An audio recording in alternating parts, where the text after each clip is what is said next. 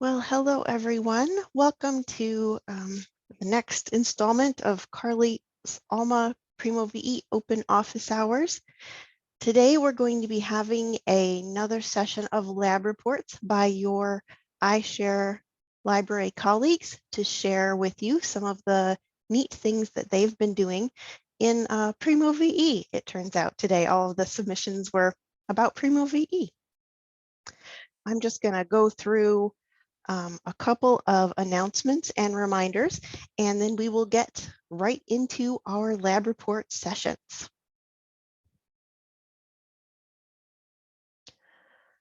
You're here at this office hours, but remember upcoming office hours have been scheduled through the year for the second Thursday of each month here from 2 to 3 p.m. Our next session will be on June 9th. And that topic will be announced a little bit closer to the date, so watch your email for that. As always, we like to remind you about other goings-ons like the technical services Q&A sessions, which are scheduled once a month, and the next upcoming date for that will be Thursday, May 26th. The registration is open and available on the Carly calendar as per usual. And of course, our popular Let's Talk About Fulfillment, I mean Alma, Not Life's Purpose sessions, which are scheduled for every other week, alternating between Tuesday morning. The May 13th session is canceled as our lovely Debbie Campbell is out of the office. So we will see you next on May 24th. And that registration is open and available on the Carly calendar as well. Another reminder of an upcoming event. On Friday, May 20th, the Carly Instruction Committee is hosting their 10th annual Instruction Showcase from 9:30 a.m. to 2 p.m. It'll be held virtually via Zoom, and as with everything I've been saying, register for that event on the Carly calendar. Also, a quick reminder that the Carly office will be closed on Monday, May 30th in observance of Memorial Day.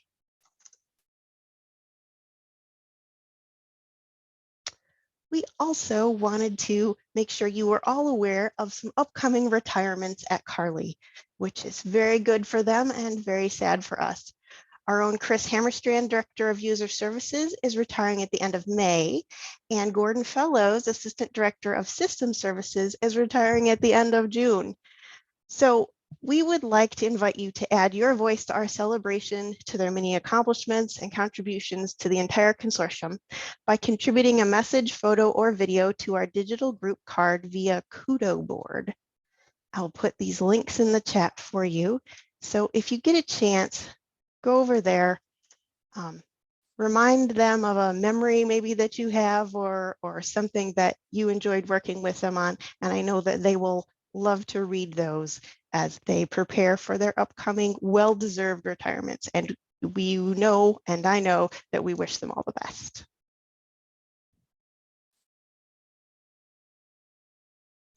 The final reminder today is about our shared document depository. I know we have mentioned this before in various venues, but if you haven't looked at it recently, it has really taken off. There are a lot more documents there contributed by your own iShare library colleagues. It contains many sorts of documentation, acquisitions, analytics, cataloging, e-resources, fulfillment, Primo VE, SIS, users, and more.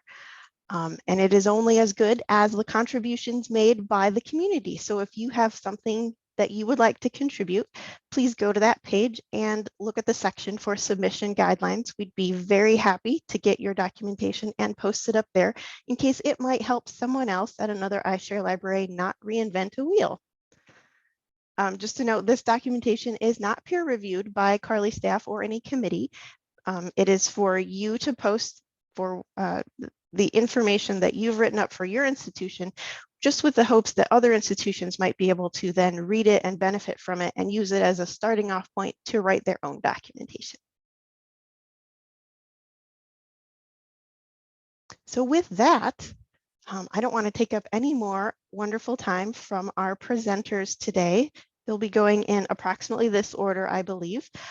Jody Craiglow from Trinity International University will speak to us about creating a new titles list collection for Primo VE.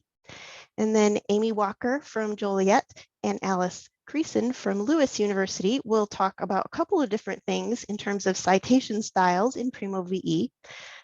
They are doing their presentation together because they found that the information that they had overlapped. So we're happy to have them go together.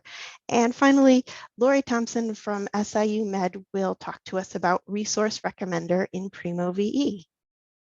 So with that, I will stop sharing and turn things over to Jody.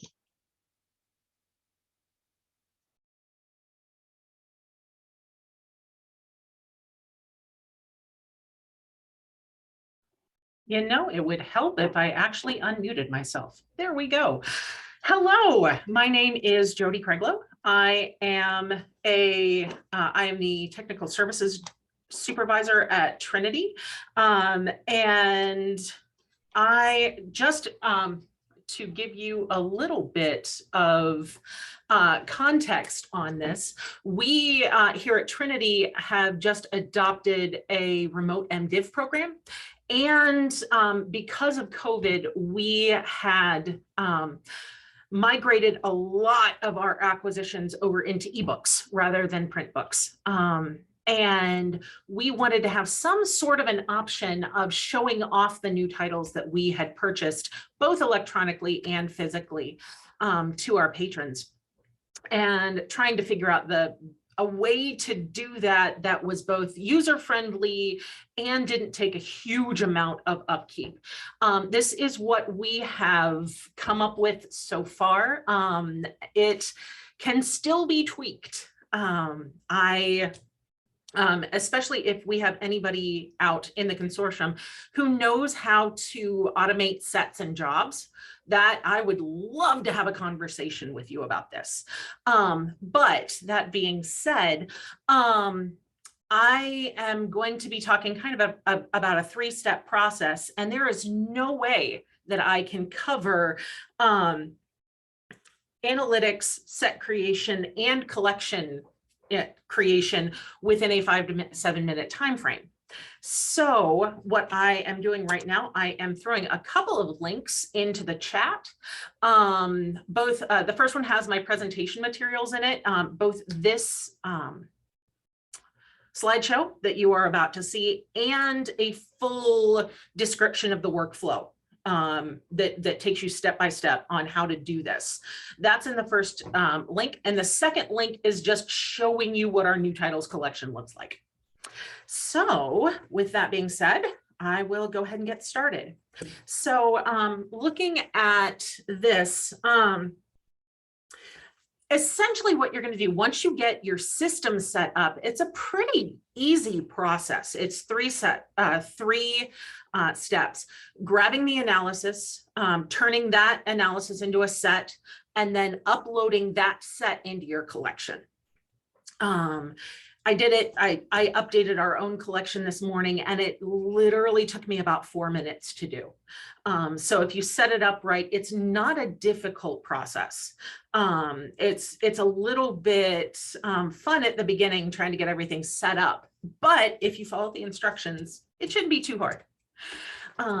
So we'll get started by looking at the roles that you will need in order that you and or your teammates at your institution will need in order to do this. To set up the collection discovery in Primo, you will need to have configuration, Discovery Administrator or Discovery Operator Limited.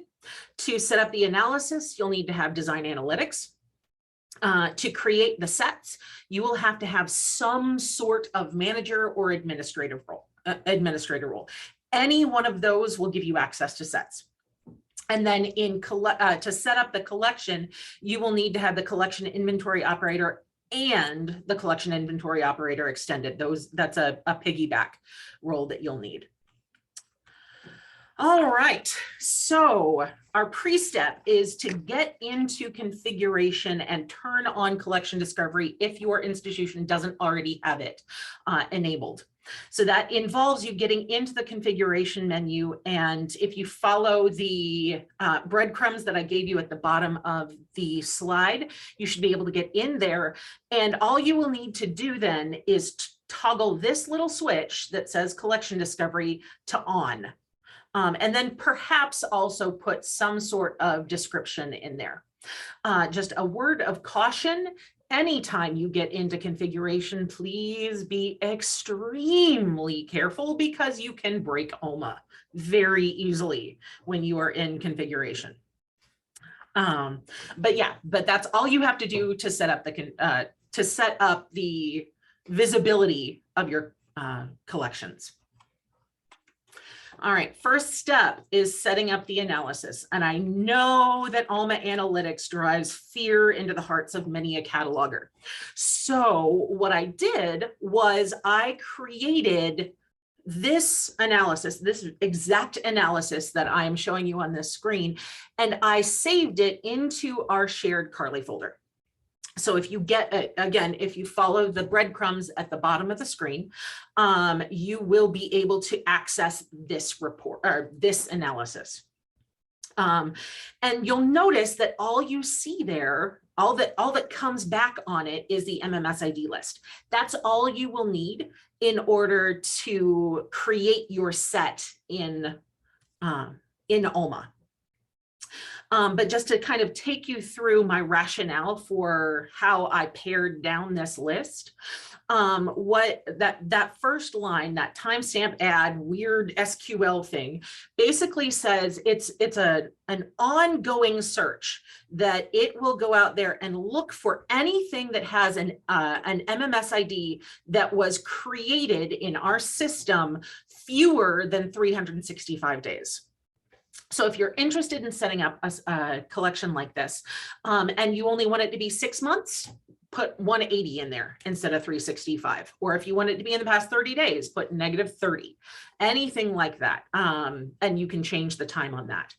The next line says that we want books whose publication date is equal to or greater or later than that creation date. So only things, for example, right now that were published in 2022 or 2023. And yeah, that's a little bit weird, but you know as well as I do, sometimes books get published early. So that's why I did it that way.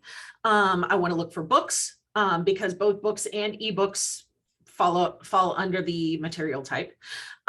Nothing that's been suppressed from the discovery because that would confuse patrons.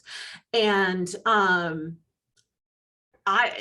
for this particular set, I'm saying that I want at least one, it to have one physical active item or one physical active portfolio. So this will give me both physical books and ebooks. If you want to split this out into separate physical books and ebooks, all you would have to do is create is to get rid of half of that. So number of physical items is greater than or equal to 1, or number of active portfolios would be greater than or equal to 1. And I am zooming through this. I have contact info on the final slide. So if you have any questions about this, please feel free to email me. And congratulations, we have gotten through the most confusing slide of the deck. All right, next we set up the set. And what you do here is you go into admin manage sets, add set, and you will want to add an itemized set because we're pulling the list of MMS IDs that we're going to plug in here. It really doesn't matter what title you give it because it's just for your own use. I usually like to do new titles and the date so that I know when I ran it. But again, it's up to you.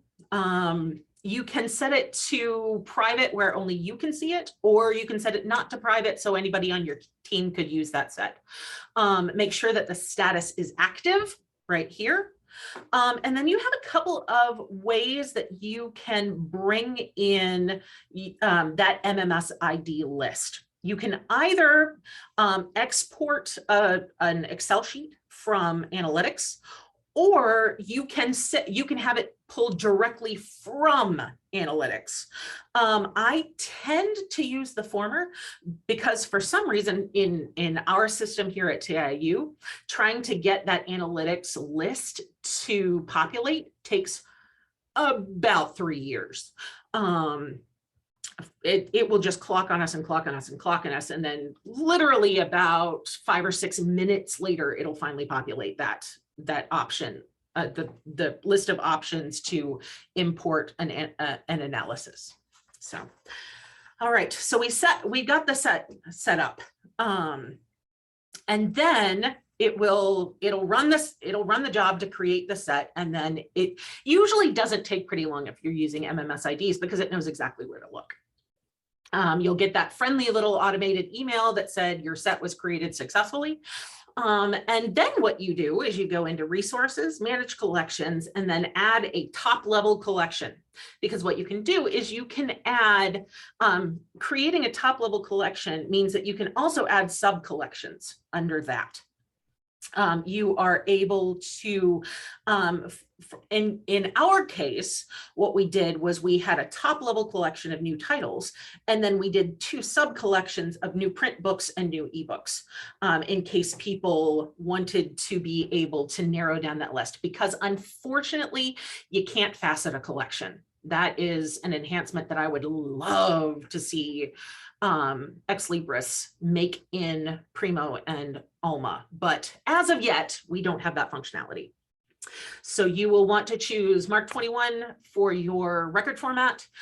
You have 2 required fields here. So you've got the title and then you've got the name. I put the same thing in for both just to make it easier on myself.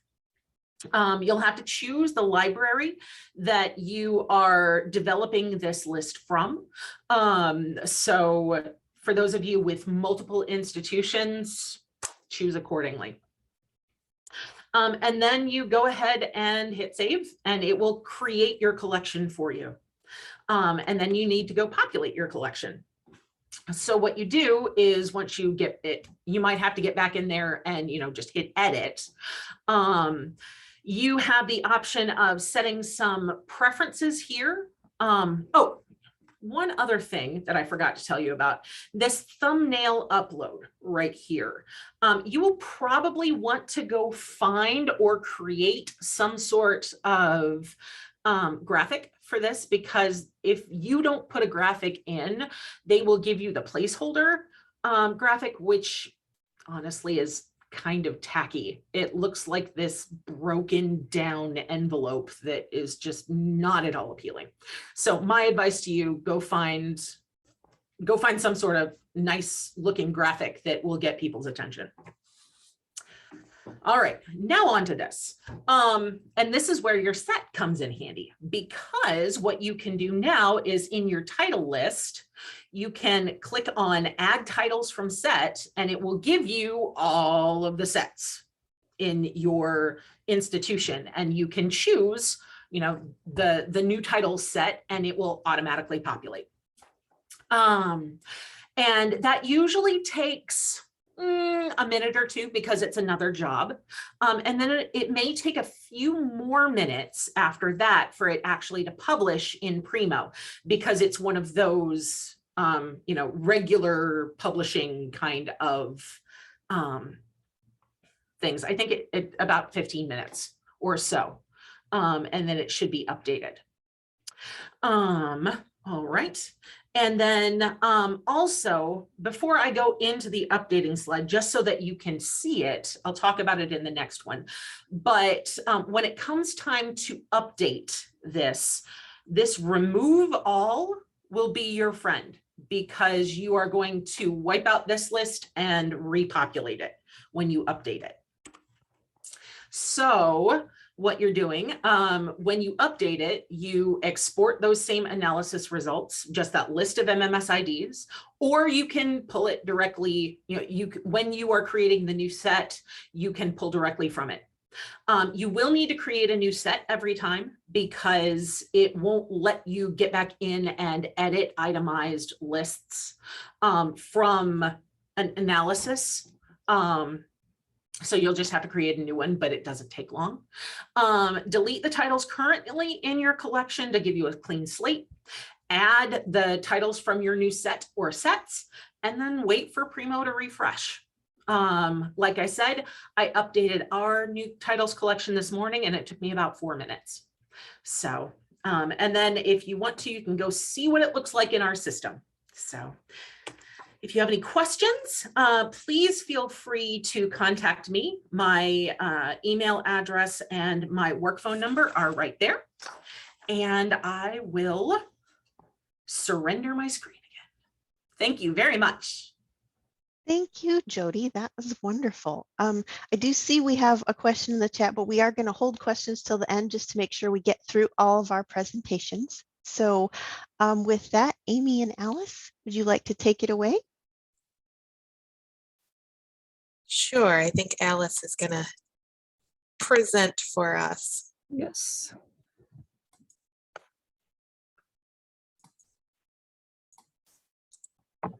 Can we see the slideshow? I see it. All right.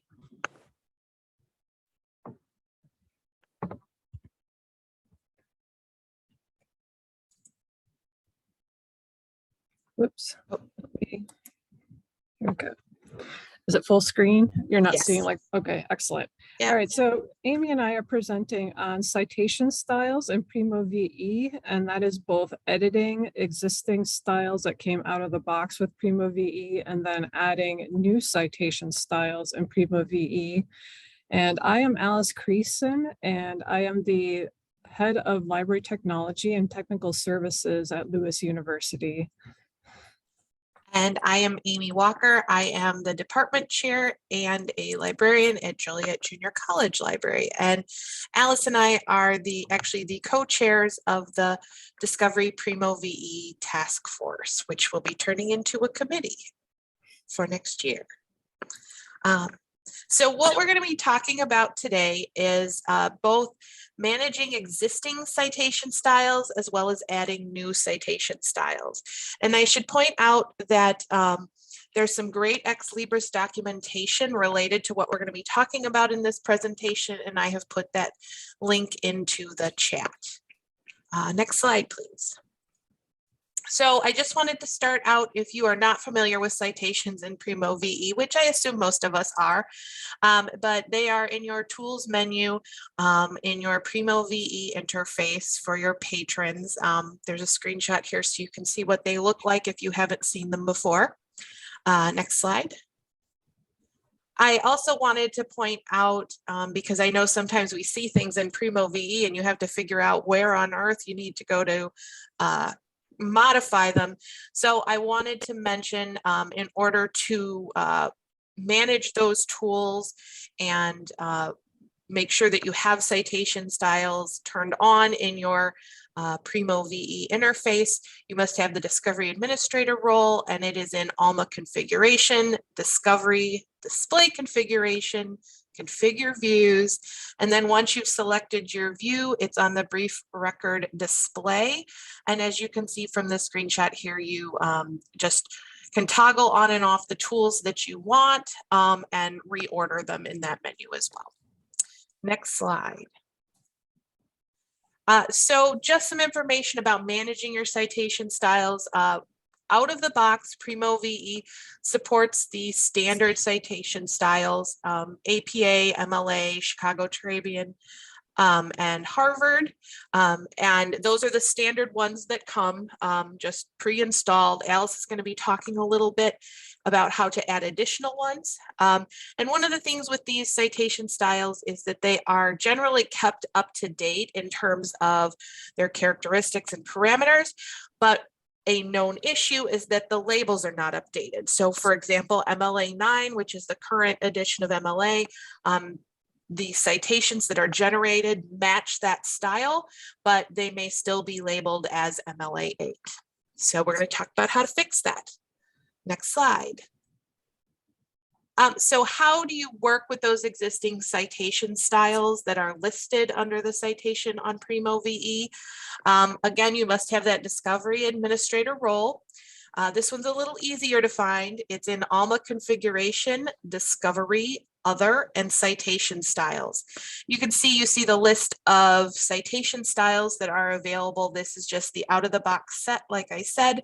You can see here what order that they display in Primo VE, whether or not they're enabled, and the label. And of course, like everything in Primo VE, you use those 3 dots, the more actions to be able to edit that. So next slide.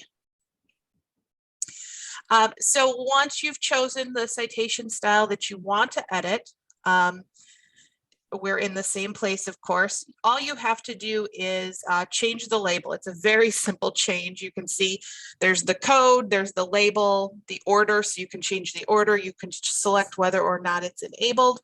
And the label is the easiest part. You just change, for those of you that are still seeing 8 in your Primo VE for MLA, all you do is change that 8 to a 9 and you hit save, and then you are all updated.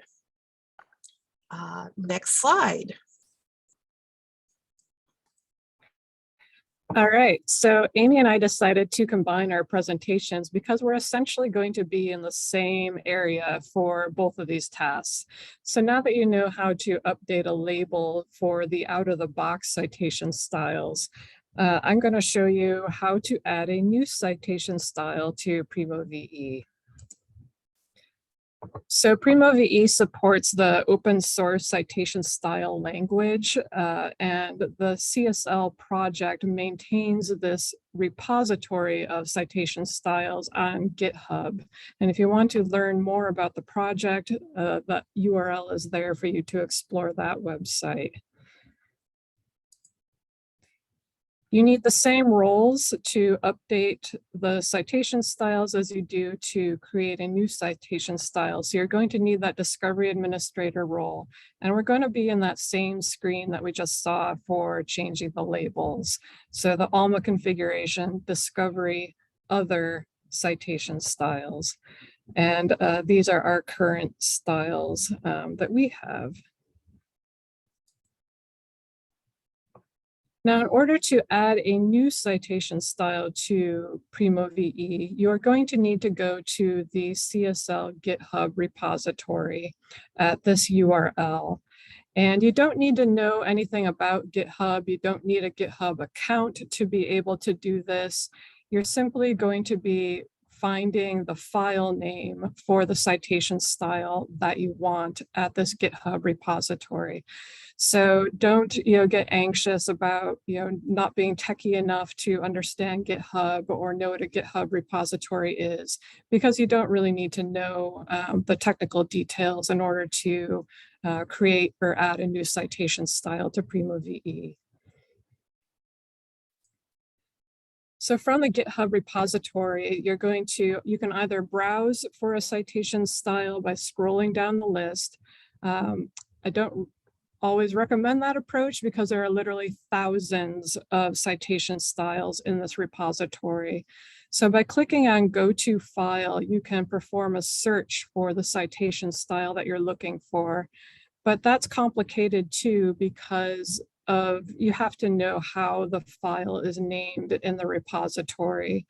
And so sometimes it's a combination of searching and browsing to find the citation style that you need.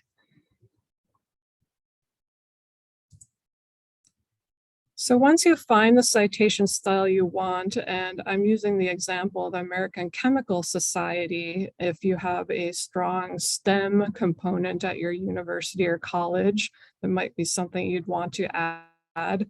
You will just copy the name of the file as it appears in the repository. but leave off the suffix of the .csl. So you're just going to be copying the American-Chemical-Society to and paste it into a notepad file, or just save it until you get back to Alma. So once you have that file name for the citation style that you want, we're going to go back to Alma to that citation styles screen in the configuration, and you're going to click Add in the upper right corner to add a new citation style. That's going to open a little pop-up box that appears, and then you're going to complete the 4 fields that appear. So the code field is where you're going to add that file name that you got from the GitHub repository, so that American-Chemical Society for the citation style that you want to add. And then you're going to add that label, just like we saw with updating the labels a moment ago. You're going to create your label. So how do you want the citation style to display in Primo VE? So what do you want your users to see in Primo for this citation style?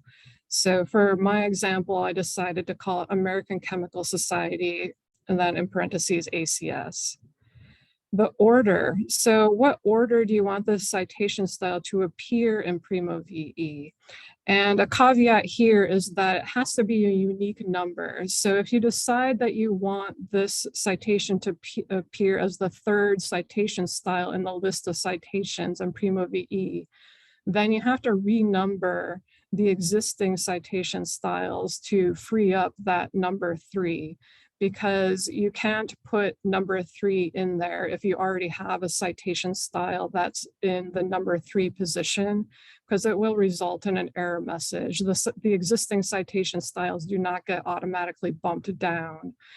So that's something that you might have to go back and do before you start adding a new citation style, if you know that you want to not add it at the end, but somewhere in the middle of the existing styles. And then the final field is enabled, and you want to set that to true in order to activate the style in Primo VE. So here's an example of what that completed pop-up box might look like. So I have the code American-Chemical-Society, that's the file name from the GitHub.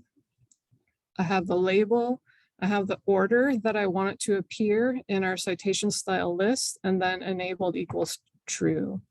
And then you're just going to click add to add it to your citation styles. Citation styles do activate like immediately in Primo VE. So the second you add that add button, it only takes like another second or 2 for it to show up in Primo. So you can test your results immediately. So after you click that add button, you can go to your Primo VE and perform a search, and then you should see a new citation style appear in the full record display. And you can, sort of evaluate and see if it's doing, what you wanted it to do, or it looks okay. And that is how to add a new citation style in Primo. Wonderful. Thank you so much, Amy and Alice. Again, I see a few more questions in the chat, which we are going to hold till the end. And now we will turn things over to Lori.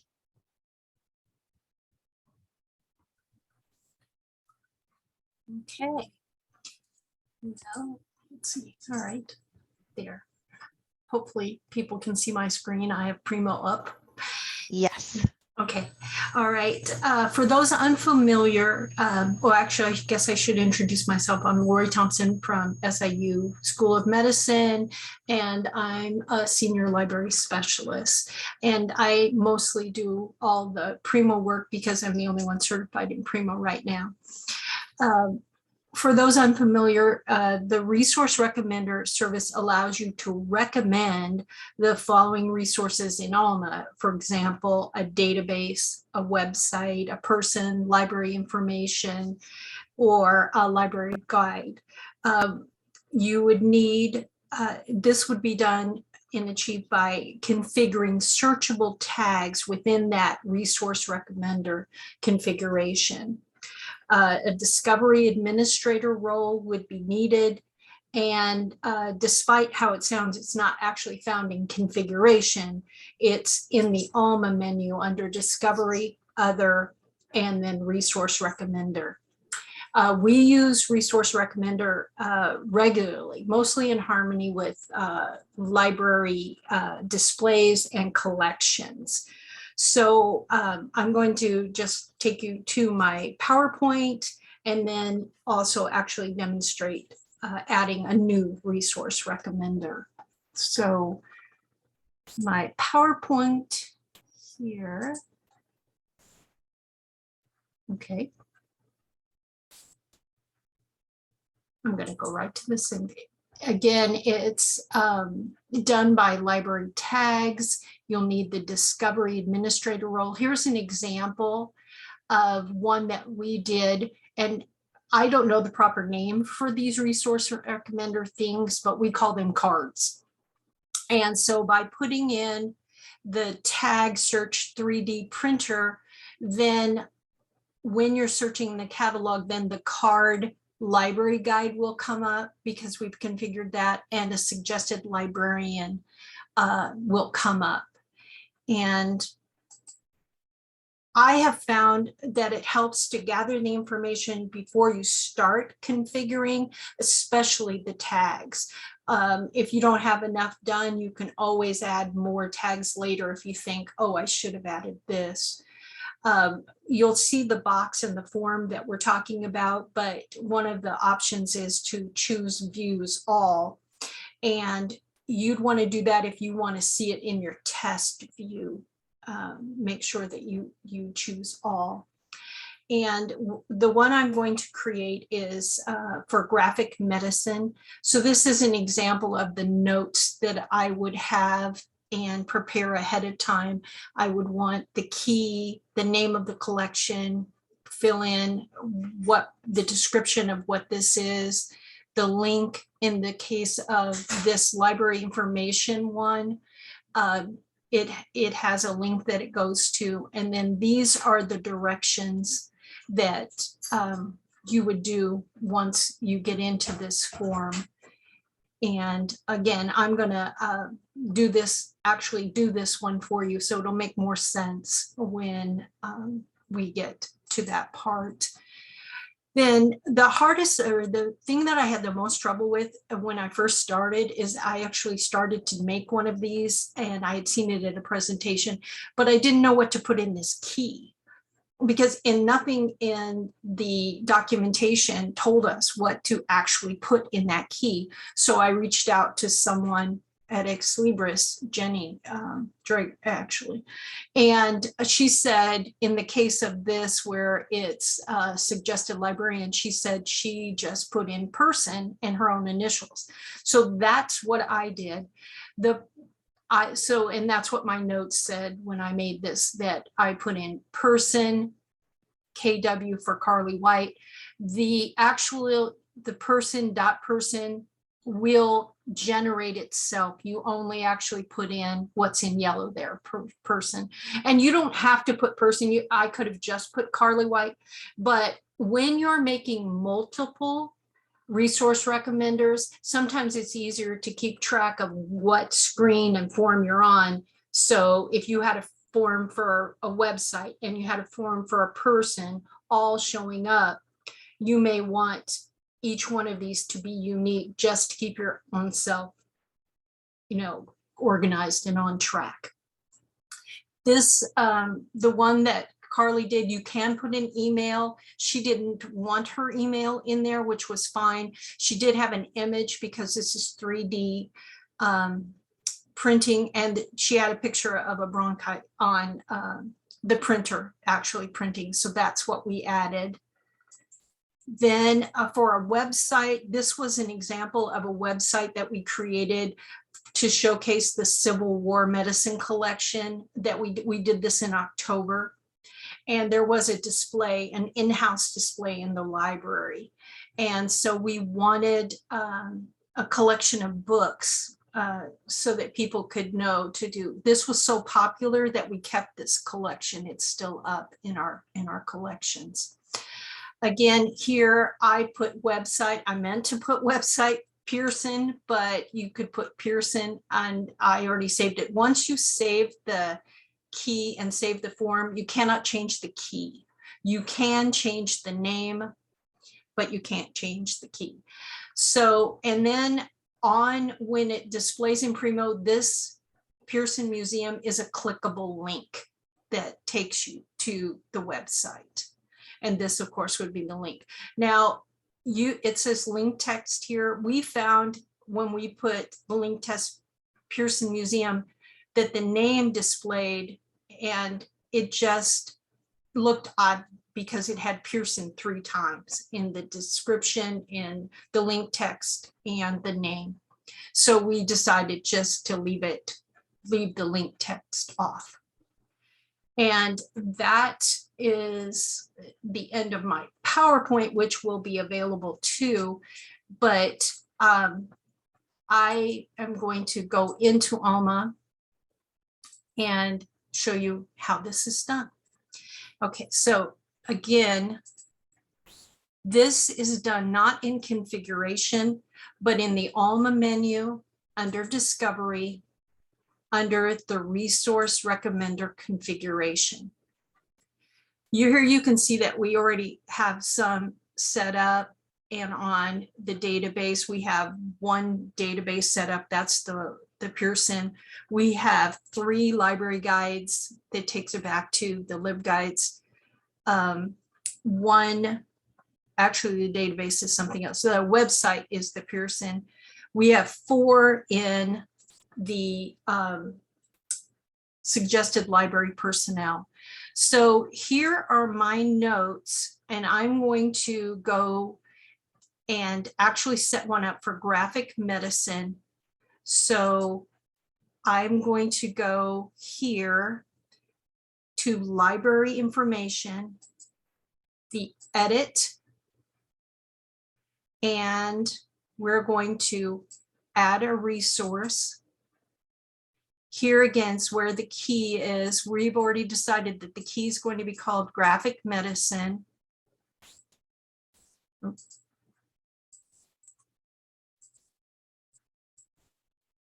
The name is, and what we're creating here is we are just going to create a quick link. So when they put in these tags, it will take them back to the collection. The tags here that we've decided on are graphic medicine, cartoon, comic books, and graphic novels. So in Primo, as soon as anyone searches these words, then this quick link will come up. One thing, 2 things actually here. It tells you that to separate the things you need, the search terms, you need a semicolon between the tags. We also found out that if you want, it's not, I don't know what the term is, but cartoon or cartoons, it's very specific. So if you want both to show up, then you have to actually put comic books, or a term. So those kinds of things are very, very specific. The link is going to take us back to our catalog. So we're going to put that in. Here, the link text, you can leave blank, or you can put something. We're going to put one of the books, we're going to put that this is a staff favorite. And then here again, where the views are, the options are all our default one or test. So we just put all so that we could test it. And then you just add and close. And then we can see how this is done, and then don't forget to do this because I've done that before, save it in the actual resource recommender configuration. Then if you go to Primo, if we put in graphic medicine, then here is the quick link. And this will take us then to that graphic medicine collection that we had already created and set up. And that is what it is. So that's, I was going to go back to this. And that's all I actually have to share. Unless someone else has questions, I will stop sharing so that we can see the chat. Yes, thank you so much, Lori. That was wonderful. You walked through it and then you actually put a live example into your Primo VE for a new resource recommender. So with that, let's scroll back up to the top here and look for any questions. And if you've got any new questions too, please feel free to be typing them in the chat. We do have approximately 14 minutes left to ask all of our wonderful presenters any questions we may have. So the first thing I wanted to be sure to point out was a pro tip that my colleague Ted put into the chat during Jody's presentation. Be sure to copy the existing analysis into your library's shared reports folder before you modify any of those filters. So always very important when you're copying anything that anyone else has done, which is always a wonderful idea. Why reinvent the wheel if they have done it? Always be sure to copy it into your shared reports folder first. And then our next question there is for Jody. Liz asks, what is the creation date based on? Is that when it was received or when the record was created? The way that I set up my analysis, it's when the record was created. So when we placed the order. Essentially, you can set it up a couple of different ways if you want to, depending on which criteria you bring into your analysis. But yeah, I figured that just the original creation date was the safest to go with. Sure, that does make sense. Thank you, Jody. Next, let's see. There was, during the citations presentation, a question from Gail. Oh, wait, Ted has a comment here. Do you want to unmute, Ted? Or? Yeah, just that also for deeper context into the analytics area that Jody selected, she was using the title creation date descriptor, and that is specifically the date that the bibliographic record was added. Excellent. Very good to be clear so you know exactly what data are being used in your analysis. Thank you.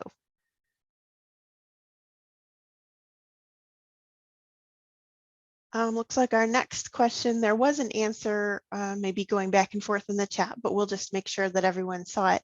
Gail asked, I have MLA 7th in addition to MLA 8th, so I assume I can just delete the 7th.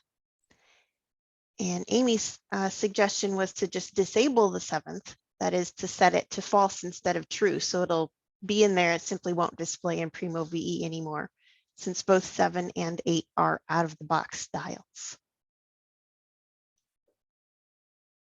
Yeah, if you don't want both MLAs, that you don't have to have both of them. I'm not sure what was behind the decision to ship Primo VE with the defaults that it came with, but it gave you 2 of those for some reason. Yeah, I can just I can just mention that too. I think if I remember correctly, when 8 came out, there were a lot of significant changes and some people held on to 7 a little bit longer because it was so different. So that may be, and I just, because it's one of the out of the box, I just shut it off instead of totally deleting it because I figured that was safer than to mess with what comes pre-installed. Yes, quicker too, in some cases. You could always go back and clean it up later. And then kind of a related follow-up question from Amanda. So what is currently labeled in Primo VE as APA 6th is actually 7th, and MLA 8th is actually 9th, and Chicago 16th is actually 17th. So they just need relabeling, not any change of the code.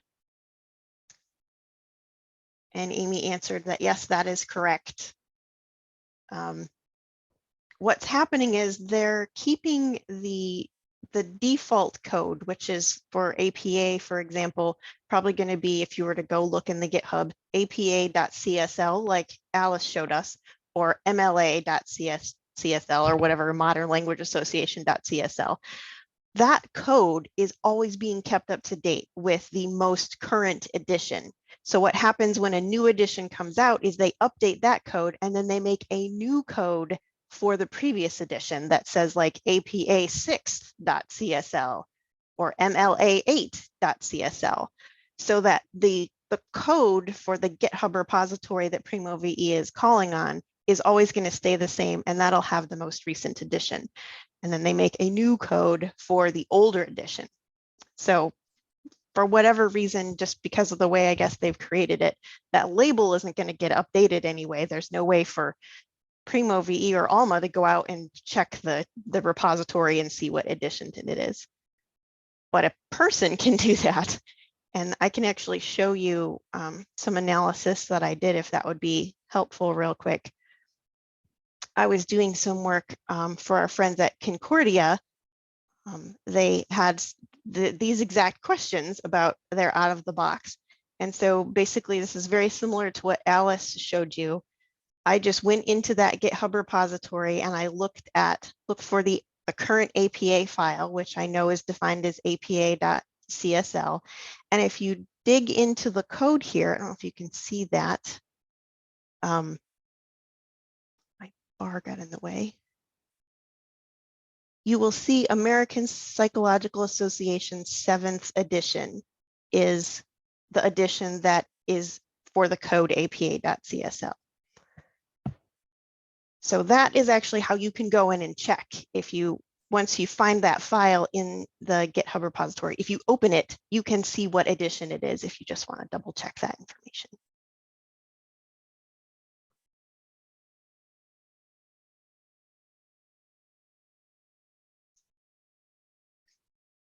And thank you, Amy. We do have that posted on the Carly website in our known issues list, because that is a question that we've had several times. And we don't know of any plans for Ex Libris to change this or make it better, but it is something that everyone needs to be aware of, because those labels are so very easy to change, and make sure that they're updated to the current version of the citation, which, as Alice and Amy pointed out, is what Primo VE is generating. It's just that the label is wrong.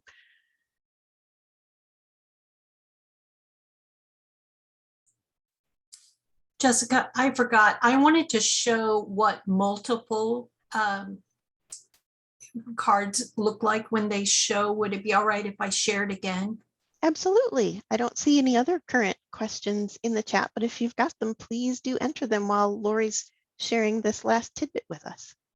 Okay, so we had created, can you see my screen? Yes. Okay, good.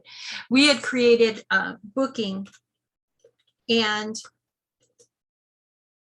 here you can see there's a library guide one that takes us back to the web page, and there it talks about booking there. And then the suggested library personnel, we didn't actually put a person on this one. We put the circulation desk because that's what we wanted to do when they booked equipment. We wanted them to call the circulation desk.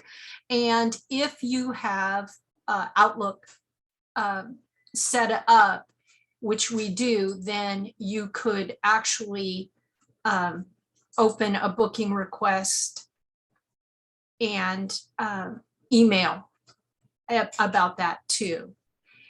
For example, that, which I didn't quite mean to open up. All right, sorry about that. And then this again is very similar to what we had. The link to the loanable equipment goes back to the collection we created of loanable equipment so people can look at that. And just one last point that one of our directors wanted me to share is that in Primo, you can go to analytics and see the Primo VE dashboard.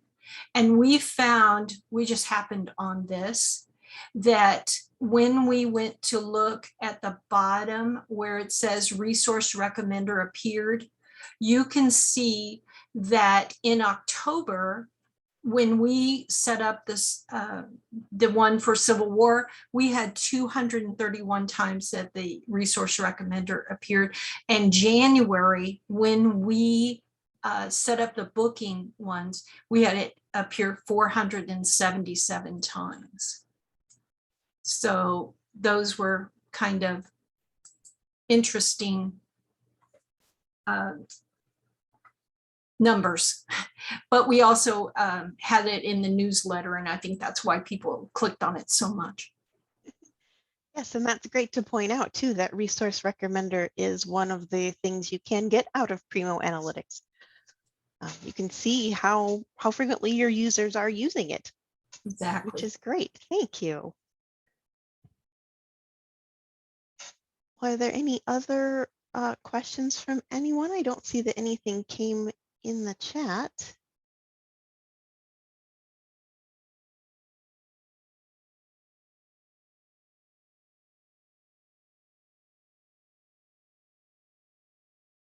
If not, then I just would like to remind you that our presentation today, the recording, and all of the presenters' PowerPoints and documentation will be uploaded to the Carly website on our office hours page.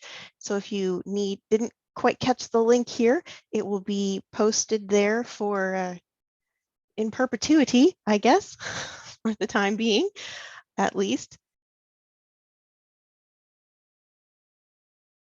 And yeah, I'm seeing some thank yous in the chat. Thank you to all of our wonderful presenters today. This has been a fantastic sharing opportunity, and some folks have already updated things for their citations, which is great to hear. So again, really appreciate all of you attending today and asking your questions. And again, big thank you to Jody, Amy, Alice, and Lori for their presentations and for being willing to share with all of us. Join us next month on June 9th for another office hours session. Thank you so much, everyone.